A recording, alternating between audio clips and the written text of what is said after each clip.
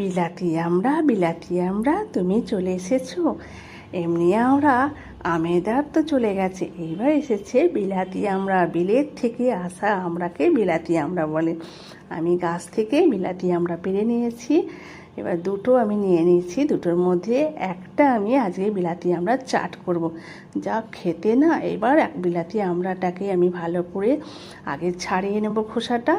খোসা ছাড়িয়ে নেওয়া হয়ে গেছে। এবার আমি কাটার দিয়ে ভালো করে পাতলা পাতলা করে আমি আস্তে আস্তে কেটে নেব। দেখো পাতলা পাতলা, যত পাতলা হবে তত খেতেও টেস্ট হবে। আমার পুরোটা হয়ে গেছে। এই বিলাতি আমার আটিটাও খেতে ভালো লাগে, দারুণ।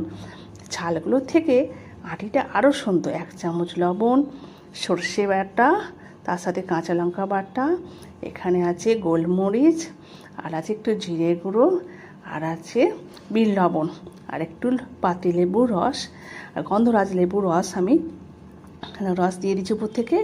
এইবার সুন্দরভাবে মেখে নিয়েছি।